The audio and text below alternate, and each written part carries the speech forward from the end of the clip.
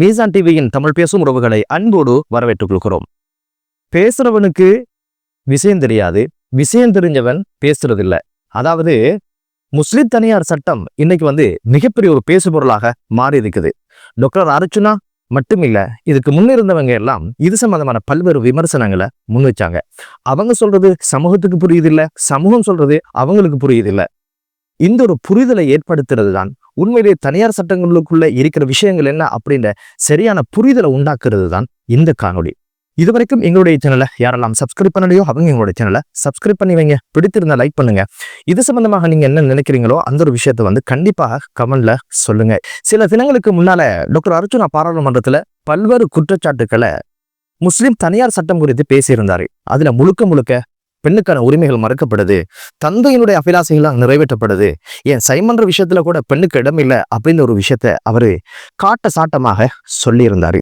எதற்காக இஸ்லாமிய சமூகம் தனியார் சட்டம் என்ற ஒரு விஷயத்துல தொங்கிக் கொண்டு இருக்கிறாங்க அப்படின்ற ஒரு புரிதல் முதல்ல மாற்று மதத்தவங்களுக்கு இல்லை. அதுதான் இந்த பிரச்சனையோட துவக்க புள்ளின்னு மீசான் டிவி கருதுது.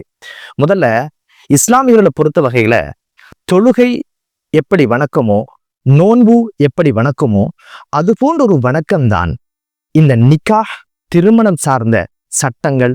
நிக்காஹ் என்பது ஒரு வணக்கமாக பார்க்கப்படுது. இன்னைக்கு தனியார் சட்டம் வேண்டாம்னு நீங்க சொல்றதா இருந்தா முஸ்லிம் சமூகம் தொழக்கூடாது என்று சொல்ல வேண்டும், நோன்பு நோட்பது கூடாது என்று சொல்லணும். நோன்பு அங்கீகரிக்கிறீங்க, அதே போல தொழுகை அங்கீகரிக்கிறீங்க, ஆனா திருமண சட்டங்கள் மட்டும் வேண்டாம்னு சொல்றது இஸ்லாமியர்களை பொறுத்த வகையில அனைத்தும் இபாதத் என்ற கட்டுக்கோப்புல இந்த திருமணம் சார்ந்த எல்லா விஷயங்களும், மணமகள் மணமகன் பலியாவாரது, சாட்சிகளா இருக்கலாம், இந்த உடன்படிக்கையில் அமையப்பட்டிருக்கிற எல்லா அம்சங்களும் மகர் தொடங்கி அனைத்துமே வகி மூலம் உறுதி செய்யப்பட்டது, தொழுகைக்கு நிகரான ஒரு விஷயம். எனவே இந்த ஒரு விஷயத்த மாற்று மதத்தவர்கள் புரிந்து கொள்ளணும். இந்த காணொலியில உண்மையிலே ஒரு தந்தையினுடைய தலையீடு ஒரு பெண்ணுடைய உரிமை பறிக்குதா? ரெண்டாவது விஷயம் உண்மையிலே திருமண வயது என்றது இது ஒரு பாதகமான ஒரு விஷயமாகத்தான் இஸ்லாம் இதை இனங்காட்டிருக்கா அப்படின்னு ரெண்டு விஷயத்த நாங்க இந்த காணொலியில பார்க்கலாம். முதல்ல ஒரு தந்தையினுடைய வகிபாவம், அதை பத்தி அர்ச்சுனா அவங்க மட்டுமில்ல, இதை விமர்சிக்கிறவங்க என்ன புரிஞ்சிருக்காங்க அப்படின்னு கேட்டீங்கன்னா, பெண்ணுக்கான விருப்பம் அங்க பெறப்படுறதில்லை, தந்தையோட விருப்பம் தான் அங்க முன்னிலைப்படுத்துது. அதனால்தான் அந்த உடன்படிக்கையில கைச்சாத்து இடும் வரைக்கும் ஒரு தந்தை பயணிக்கிறார் என்ற விமர்சனத்தை முன்வைக்கிறாங்க. உண்மையில யதார்த்தம் அதுவல்ல. திருமணத்தை பொறுத்த வகையில வலியுடைய வகிபாவம் அனுமதி கொடுத்தல் என்பது மட்டும்தானே தவிர விருப்பம் என்பது கிடையாது. ஒரு தந்தையினுடைய விருப்பத்தை பற்றி இஸ்லாம் ஒரு இடத்திலும் பேசவில்லை.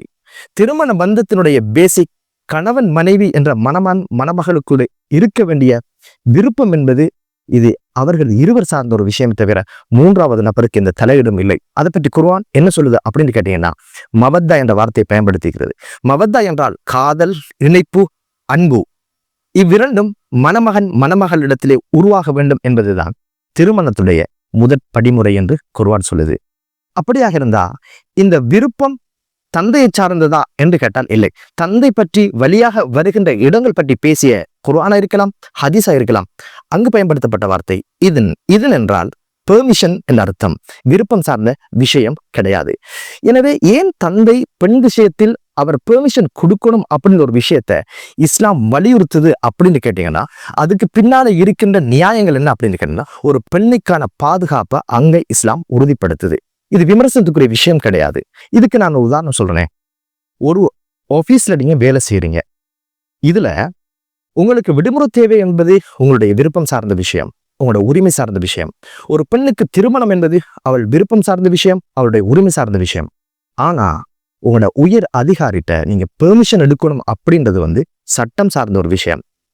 நீங்க பெர்மிஷன் எடுக்காம நீங்க விடுமுறைக்கு போனீங்கன்னு வைங்களேன், நாளைக்கு வரும்போதோ பெர்மிஷன் இல்லாம நீங்க விடுமுறை எடுத்தீங்கன்ற ஒரு காரணத்துக்காக என்ன பண்ணுவாருன்னா உங்களோட ஆபீஸுக்கே எடுக்காம வீட்டுக்கு அனுப்பி வச்சிருவாரு. இந்த ஒரு விஷயம் ஒரு பெண்ணுடைய விஷயத்துல நடக்கக்கூடாது என்பதுக்காகத்தான் வலி பெர்மிஷன் அப்படின்னு ஒரு விஷயத்த, தந்தை பெர்மிஷன் என்ற ஒரு விஷயத்த இஸ்லாம் வலியுறுத்துது. காரணம் என்ன அப்படின்னு கேட்டீங்கன்னா, ஒரு திருமணத்துக்குள்ள பெர்மிஷன் இல்லாம நாளைக்கு பெண் திருமணத்துல இணைஞ்சாச்சுன்னு வைங்க, திருமணம் எல்லாமே நெடுந்தூரம் பயணிக்கிறதுல டிவோர்ஸ்ன்றது அடுத்த ஒரு படிமுறை. கணவனுக்கு பிடிக்கலையா தலாக்குக்குள்ள போவாங்க, மனைவி பிடிக்கலையா ஹுல்லுக்குள்ள போவாங்க. இது எல்லா சமூகத்திலும் இருக்கிற ஒரு விஷயம்தான். இப்ப இந்த திருமண பந்தம் பிரிஞ்சிட்டா இந்த பெண் எங்க போவா? ஏன் எங்க போவான்ற கேள்வி வருது அப்படின்னு கேட்டீங்கன்னா, ஒரு கணவன் திருமணம் முடிச்சுட்டா அவளுக்கு வீடு கொடுக்கணும், அவளுக்கு ஆடை கொடுக்கணும், அவளுக்கு உணவு கொடுக்கணும், மருத்துவம் கொடுக்கணும். ஏன் தந்தை வீட்டில் அவள் ஒரு தொழிலாளி வைத்துத்தான் அவள் வாழ்க்கை இருந்ததா இருந்தால், இந்த கணவனும் அந்த பெண்ணுக்கு ஒரு தொழிலாளியை வச்சுத்தான், வீட்டு பணிப்பெண்ணொன்றை வச்சுத்தான் வேலை செய்து கொள்ள வேண்டும் என்று இஸ்லாம் சொல்லுது. இப்ப திருமண பந்தம் இருந்ததனால்தான் இத்தனை சிரமங்களையும் கணவன் பட வேண்டி இருக்குது. ஆனா திருமணம் முடிந்து விட்டால் அவள் அங்கிருக்க முடியாது, அங்கிருந்து வெளியேற வேண்டும் என்றதுதான் சட்டவாக்கம். அப்படி 2 குழந்தைகள் 3 குழந்தைகளோட இப்படி திருமண பந்தத்தை முடித்துக் கொண்டால் இந்த பெண் எங்க போவா? பெர்மிஷன் எடுத்தா பிறந்த வீட்டுக்கு போயிடலாம், தந்தை எதுவும் சொல்ல மாட்டார். நான் முன்னிட்டு செஞ்ச விஷயம், என்னை மன்னிச்சுக்கமா, வீட்டுல வந்து உட்காருன்னு சொல்லுவாரு. பெர்மிஷன் தரலண்டா, இதைத்தான் நான் முன்கூட்டி சொன்னேன், அவன் சரியில்லை, அவன் குணம் பிள்ளை, அவனை வேணாம் வேண்டாம் எல்லாரும் சொல்றாங்க, உன் இஷ்டத்துக்கு முடிச்சா இங்கு வரவானாம் என்று சொல்லிட்டா இந்த பெண்ணுடைய பாதுகாப்பு என்ன ஆவது என்பதனால் தான் இஸ்லாம் பெண் விஷயத்தில் பெர்மிஷன் எடுத்துக்கொள்ளோ என்று சொன்னதை தவிர அவர் விருப்பப்படிதான் திருமணம் நடக்கணும் எங்கேயுமே இஸ்லாம் சொன்னதில்லை என்ற ஒரு விஷயத்தை மீசான் டிவி ஆணித்தரமாக சொல்லிக்கொள்ள விரும்புது.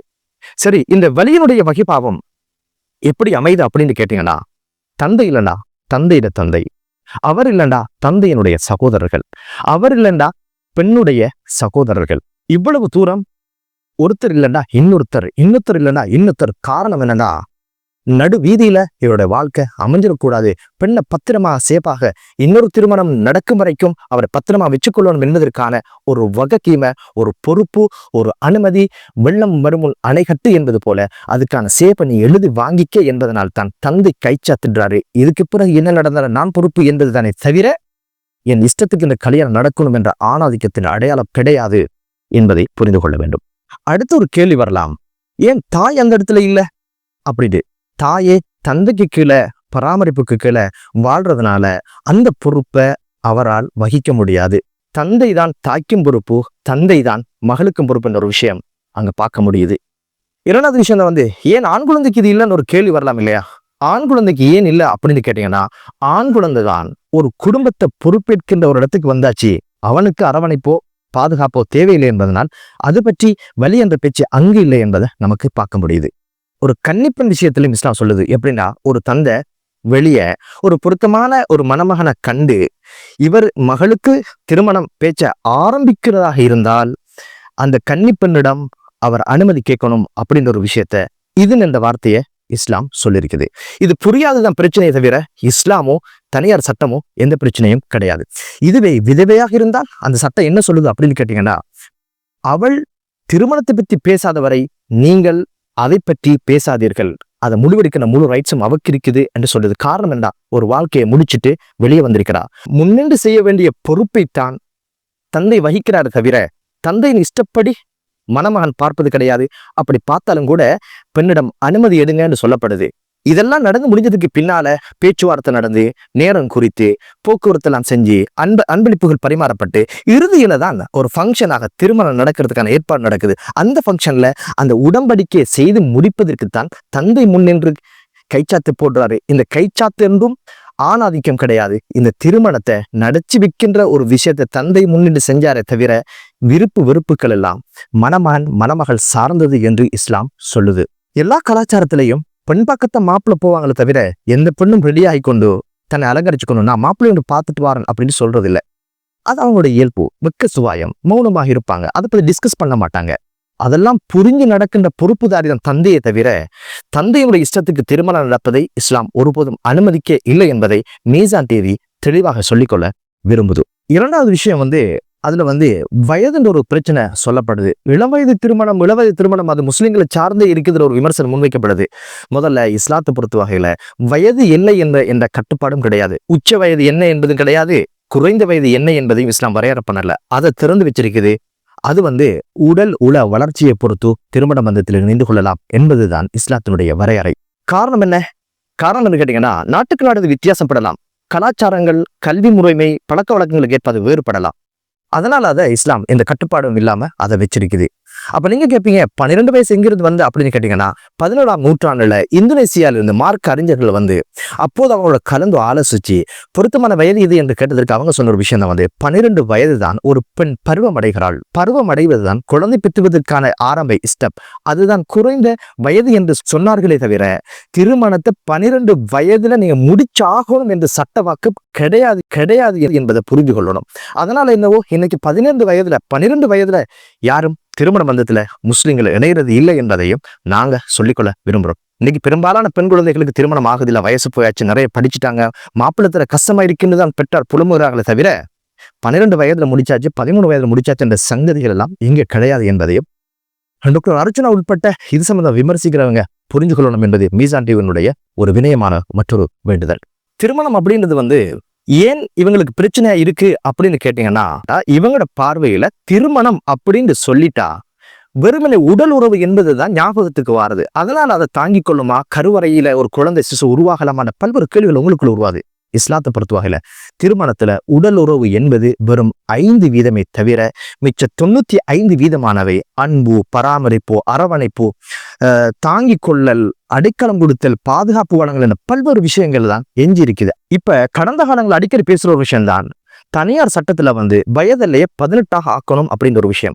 18ஆக ஆக்கணும் என்ற ஒரு விஷயம் வந்து சமூக கட்டமைப்பு கருத்துல கொண்டு உருவாக்கப்படணுமே தவிர மேற்கத்திய நாடுகள் ஃபண்ட் பண்றாங்க, அவங்க அழுத்தம் தெரிவிக்கிறாங்க, அவங்களுக்காக ஏதாவது செய்யணும் நீங்க நினைச்சீங்கன்னா அது சமூகத்தை கஷ்டத்துல போடுறதாகத்தான் இருக்க போகுது என்பது மீசான் டிவியினுடைய பார்வை. காரணம் என்ன அப்படின்னு கேட்டீங்கன்னா, நீங்க 18 வயசை பத்தி யோசிக்கிறீங்க, இளைய சமூகம் நமக்கு சொல்ற மெசேஜ் என்ன தெரியுமா?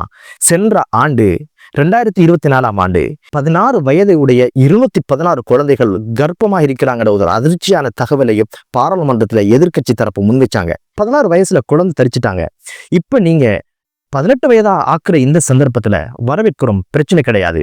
அதே சமயத்துல ஒரு விதிவிலக்கான சட்டத்தை மாக்கிறீங்க. 18 வயதுக்கு முன்னால இப்படியான சில விஷயங்கள் நடந்தால் அவங்களையும் குடும்பவியலுக்குள்ள உள்வாங்கி திருமணம் பண்ணத்துல இணைக்கிறது பொருத்தமா, அல்லது பிறந்த குழந்தைய ஆசிரமத்துக்கு அனுப்பி இவர்களை சிறுவர் நன்னடத்தை மையத்துக்கு அனுப்புறது பொருத்தமா என்பதை அரசாங்கம் கண்டிப்பாக பரிசீலனை செய்யணும் என்பதுதான் மீசான் டிவியினுடைய வினயமான மற்றொரு ரிக்வெஸ்ட். காரணம் என்ன அப்படின்னு கேட்டீங்கன்னா, இந்த திருமண சட்டத்துல வயது 18 அதுல ஒரு விதிவிலக்கான ஒரு சட்டத்தையும் வச்சுட்டீங்கன்னா இந்த குழந்தைகளுக்கு அது சேஃபாக இருக்கும், இவர்களுடைய உரிமைகளை பாதுகாக்கிறதுக்கு அது ஒரு ஏதுவாக இருக்கும் என்பது எமது பார்வை. அனைவரும் திருமணம் முடிக்கிறவங்க தான், அனைவருக்கும் இந்த பிரச்சனை வருவதற்கான வாய்ப்புகள் உண்டு என்பதுதான் நமக்கு தெரிகிற ஒரு விஷயம்.